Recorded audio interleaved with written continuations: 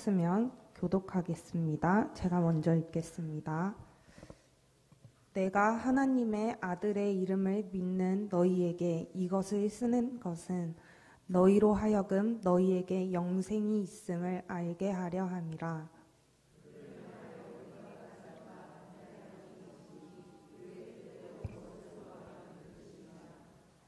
우리가 무엇이든지 구하는 바를 들으시는 줄을 안즉 우리가 그에게 구한 그것을 얻은 줄을 또한 아느니라.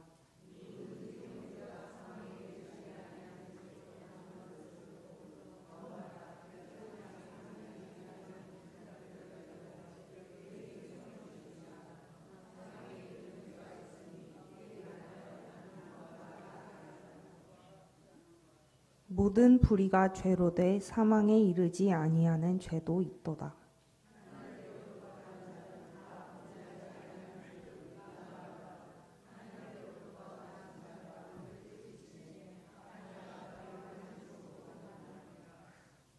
또 아는 것은 우리는 하나님께 속하고 온 세상은 악한 자 안에 처한 것이며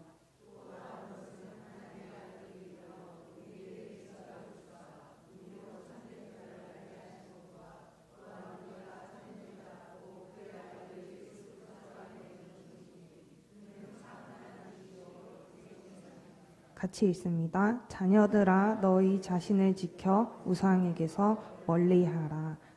아멘. 네, 식사 맛있게 하셨나요? 네, 우리 서로를 보면서 축복합니다. 인사하겠습니다. 축복합니다. 축복합니다. 축복합니다. 네, 오늘 말씀 나누겠습니다. 요한일서 5장 13절에서 21절은 요한일서를 마무리하는 부분입니다.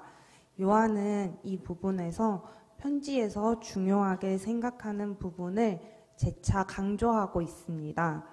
13절 말씀에 하나님의 아들의 이름을 믿는 너희에게 영생이 있음을 알게 하려 함이라 라고 말합니다. 요한은 요한일서 1장 4절에서 이것을 쓰면 우리의 기쁨이 충만하게 하려 함이라와 같은 구조를 5장 13절에 반복하면서 처음과 끝을 맞추어서 편지를 마무리하려고 합니다. 여기에서 보이는 요한의 편지가 전하고자 하는 중요한 목적, 첫 번째는 편지에서 전하는 말을 통해서 기쁨이 충만하게 하려는 것입니다. 둘째는 영생이 있음을 알게 하려는 것입니다.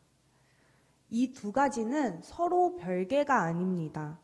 우리에게 영생이 있음을 알 때 우리에게 기쁨이 충만해집니다. 요한의 편지를 받는 성도들은 비록 이단의 침입으로 교회 일부 성도가 미혹되는 상황 속에 있었지만 더 좋은 것을 찾았다면서 멀리 가버린 미혹된 그곳에 있는 사람들이 아니라 바로 우리 교회에 하나님의 아들의 이름을 믿는 여러분에게 영생이 있고 기쁨이 있다고 요한은 전하고 있습니다. 여러분 세상에는 하나님께서 주신 재미있는 것, 좋은 것, 값 비싼 것, 맛있는 것들이 많이 있습니다. 하나님은 그것을 우리를 위해서 주셨습니다. 그렇지만 우리의 가장 큰 기쁨은 영원한 생명을 소유했다는 사실에 있습니다. 예수님을 떠올려도 별로 기쁘지가 않다면 결정적인 순간에 위로가 필요하고 의지가 필요한 순간에 예수님 말고 다른 위로와 기쁨을 찾게 된다면 내가 영생의 진가를 알고 있는지 다시 점검해 보아야 합니다. 정말로 이 세상에 예수님보다 우리를 더 기쁘게 할 만한 것은 결코 없습니다. 한 부자 청년이 예수님을 찾아와서 선생님, 제가 무엇을 하여야 영생을 얻겠습니까? 하고 물었었죠. 놀랍게도 그는 계명을 다 지켰다고 합니다. 계명을 다 지킨 그가 무엇이 공허해서 무엇이 부족해서 예수님을 찾아왔었죠? 그렇습니다. 그는 영생이 주는 기쁨으로 가득 차 있어야 하는 그 자리에 돈이 있었던 것입니다. 우리의 모습이 혹시 이 부자 청년과 같지는 않나요? 내가 신앙생활을 열심히 하는데 직분도 받았는데 봉사도 매주 꾸준히 하고 주일에 한 번도 안 빠지는데 왜 나에게 만족함이 없지? 왜 구원의 확신이 느껴지지 않는 거지?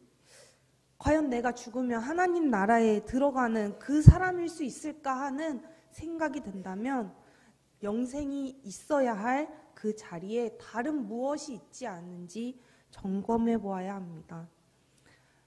내 자녀에게 영생을 가르치십니까? 내 삶에 없으면 허전한 것, 내 삶에 없다고는 말이 안 되는 그것이 영생이 맞습니까? 여러분, 영생은 해야 하는 것이 아니라 기뻐하는 것입니다. 영생을 알게 하신 하나님께서 주시는 그 큰 기쁨을 빼앗기지 마시기를 바랍니다. 다른 것으로 그것을 대신하지 마시기를 축복합니다. 우리 14절, 15절 같이 읽겠습니다. 그를 향하여 우리가 가진 바 담대함이 이것이니 그의 뜻대로 무엇을 구하면 들으심이라. 우리가 무엇이든지 구하는 바를 들으시는 줄을 안즉 우리가 그에게 구한 그것을 얻은 줄을 또한 아느니라. 아멘. 14절에서 15절은 영생을 알게 된 결과를 소개합니다.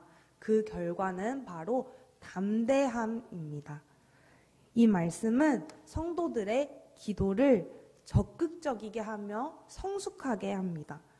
기도는 우리가 하나님께 일방적으로 우리의 말을 하는 것이 아니라 하나님께서 들으심이 우선됩니다. 하나님 편에서는 들으시고 우리 편에서는 구하는 것을 얻었다고 아는 믿음, 이 양방향의 믿음이 전제가 됩니다. 이 양방향의 믿음이 우리의 기도를 기쁘게 만듭니다. 하나님께서 듣지 않는다고 생각한다면 기도가 얼마나 답답할까요? 하나님의 들으심이 우선되는 것을 알 때에 우리는 기도 제목이 그대로 이루어지지 않아도 이 기도는 하나님께서 다른 방향으로 기도하길 원하시는구나 하며 하나님과 진정한 소통을 하게 됩니다. 그것이 바로 하나님의 뜻대로 이루어지는 기도죠. 그럴 때 우리는 기쁨이 생깁니다. 그 기쁨은 하나님께서 주신 참된 기쁨입니다. 그러면서 내가 점점 하나님의 뜻에 맞는 사람이 되고 성장해 가는 것을 체감하게 됩니다.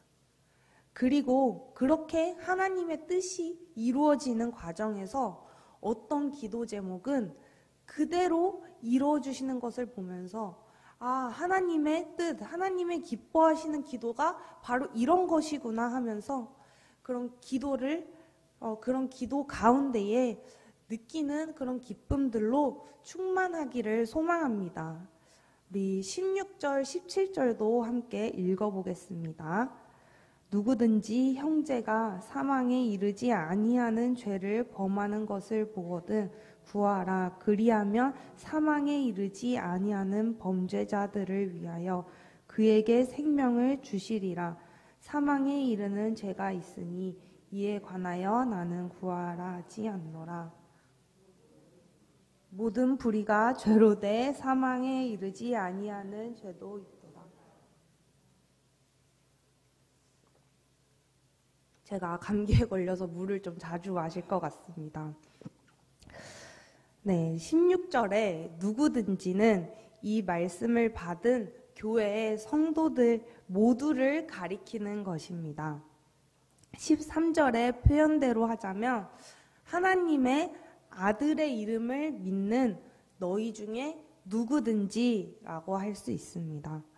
즉 구원의 확신을 가진 사람이라면 형제가 죄를 범하는 것을 보고 성령님께서 역사하셔서 그 죄를 끊어내게 해달라고 기도하라고 말씀하십니다. 말씀에 따르면 사망에 이르는 죄가 있고 그렇지 않은 죄가 있다고 합니다. 무엇이 사망에 이르는 죄인가에 대해서 여러 가지 해석이 있습니다. 의도적으로 하나님을 떠나려고 짓는 죄는 용서받지 못하는 죄다. 혹은 하나님을 사랑하는 마음이 있지만 그럼에도 불구하고 짓는 죄는 용서해 주신다. 또 다른 해석으로는 하나님께서 구원하시기로 예정하신 사람이 짓는 죄는 용서받을 수 있고 구원하시기로 예정한 사람이 아니라면 용서해 주지 않으신다 등등 여러 가지 해석이 있습니다만 사실 이를 인간인 우리가 판단하기는 쉽지 않습니다. 집 나간 막내 아들 비유해서 알 수 있듯이 마음 먹고 하나님을 떠난 자녀마저도 하나님께서 늘 그리워하고 기다리고 계시는 것을 아는 것이 하나님의 마음입니다. 우리가 이것을 알고 있습니다.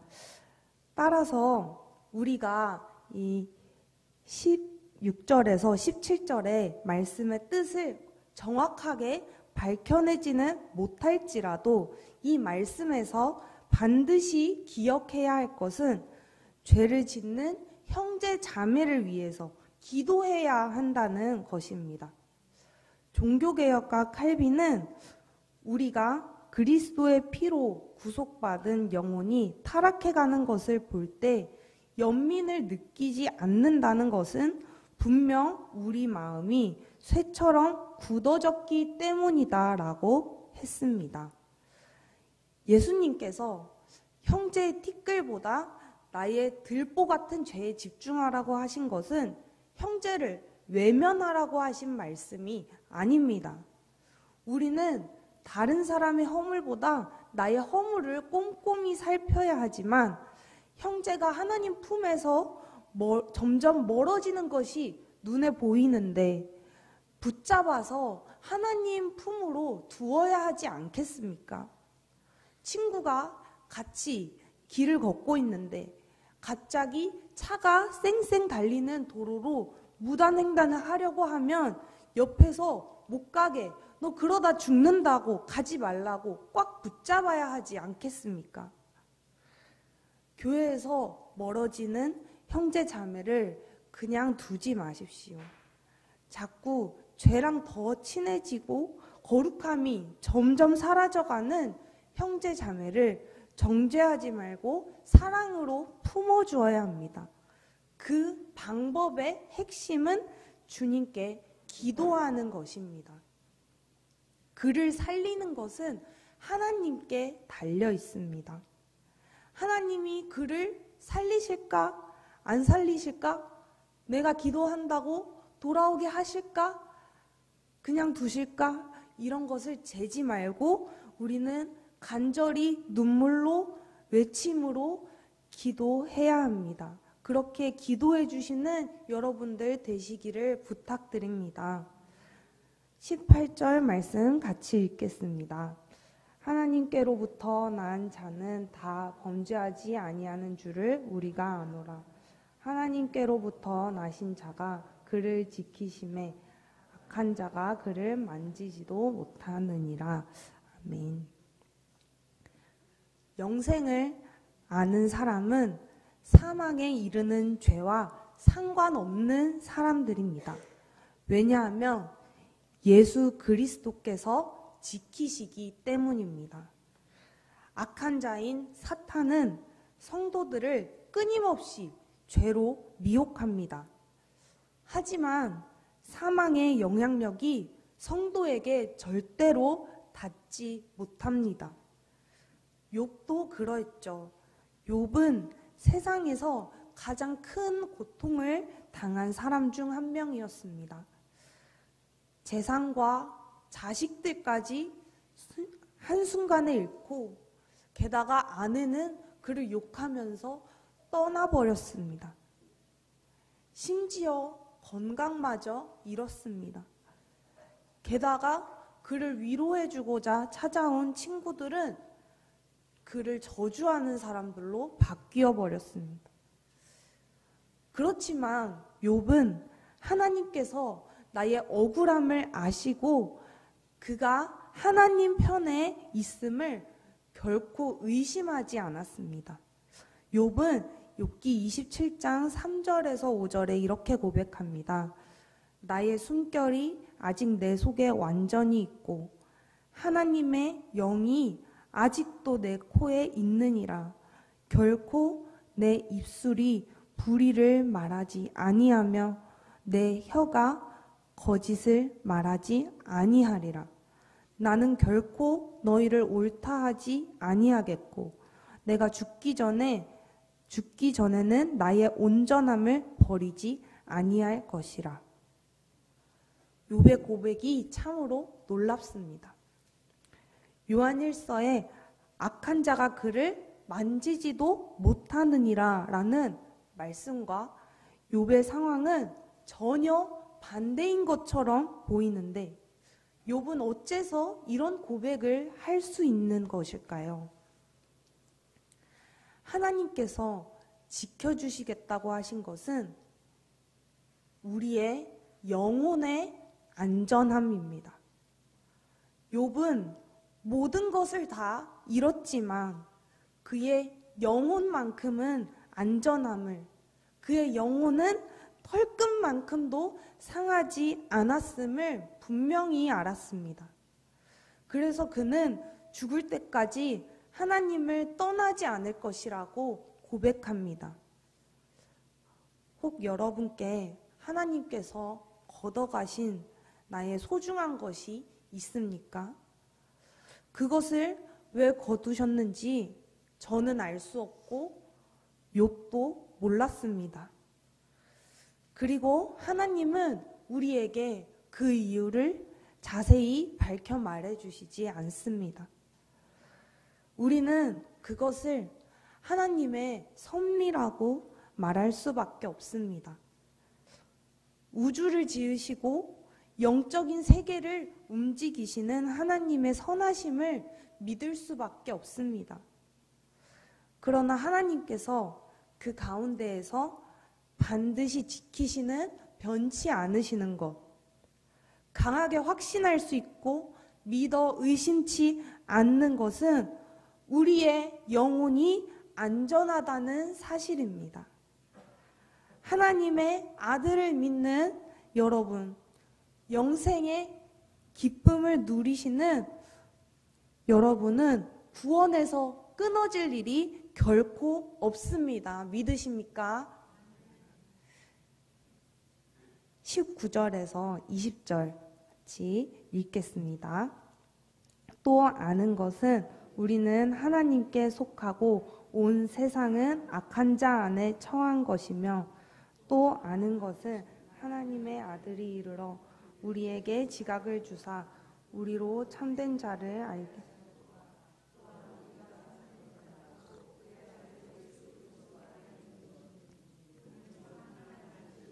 영생이시라. 아멘. 슐라터라는 잘 알려지지 않은 신학자가 있는데요. 이 사람을 모르셔도 됩니다. 그가 한 말 중에 이런 말이 있습니다. 신약의 성도는 늘 소망 가운데 살았던 사람, 그리고 스스로를 하나님의 작품이자 소유라고 인식하는 사람이다. 19절 말씀처럼 우리는 죄와 악이 지배하는 세상에서 살고 있습니다. 그러나 다행인 것은 우리는 그 세상에 속해 있지 않고 하나님께 속했다는 사실입니다. 이 사실을 알고 인식할 때에 우리에게 소망이 있습니다. 이 사실을 알아야만 영생만이 우리의 기쁨이 됩니다. 우리가 세상에 속해 있다면 세상에 사는 동안에는 영생이 필요 없습니다. 영생으로 만족할 필요가 없습니다. 나도 세상에 속했다고 잠시 착각해버리면 영생은 나에게 필요 없는 것이 되어버립니다. 영생을 필요 없는 것 취급하는 그런 안타까운 일은 사랑하는 우리 명신교회 성도님들께는 한 번도 일어나지 않기를 바랍니다.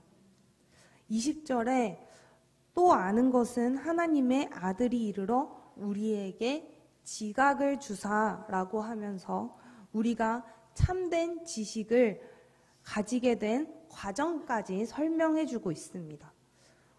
우리가 이 요한이 전해주는 참된 지식을 깨달을 수 있었던 것, 이 지식을 아는 것과 모르는 것은 종이 한 장 차이처럼 보이지만 이 하나의 깨달음을 위해 하나님의 아들께서 이 땅에 오시고 결국엔 우리 영혼의 성령으로 찾아오셨습니다. 그리고 우리에게 참된 영적인 깨달음을 갖게 하셔서 구원받기 전에는 몰랐던 참된 자, 바로 예수 그리스도를 알게 됩니다.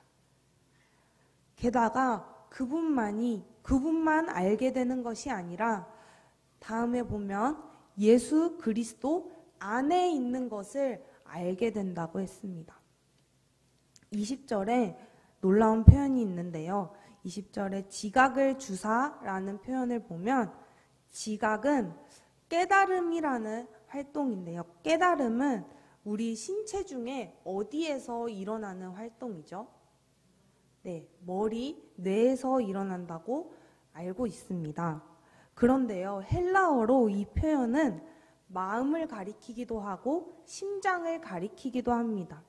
여기서 심장은 예레미야 31장 33절에서 하나님께서 새 율법을, 새 언약을 기록하시겠다고 말씀하신 장소가 바로 심장입니다. 여러분의 심장에 하나님께서 예수 그리스도를 새겨주셨습니다. 우리는 예수님으로 호흡하고 예수님으로 살아가는 참된 지식을 가진 성도들입니다. 예수께서 우리의 심장에 계실 뿐만 아니라 또한 예수님이 우리 안에 있음을 압니다. 그리고 우리는 예수님 안에 있음을 압니다. 우리의 겉과 속은 예수님으로 가득 차 있습니다. 그런 우리에게 부족할 것이 무엇입니까? 예수님으로 넉넉한 성도답게 사는 우리가 되기를 바랍니다. 여러분 만약에 핸드폰 배터리가 늘 100%라면 얼마나 좋겠습니까? 얼마나 든든하고 여유 있겠습니까? 아침에 나갈 때도 100%, 점심 때도 100, 저녁 때도 100. 마음 놓고 충전 안 하고 막 썼는데도 계속 100%라면 참 좋겠죠. 핸드폰 배터리가 꽉 차 있어도 그렇게 든든한데 예수님이 우리 안과 밖을 가득 채우고 계신다니 얼마나 든든합니까? 우리 옆에 계신 형제 자매님들께 이렇게 인사해 볼까요? 참 든든하시겠어요.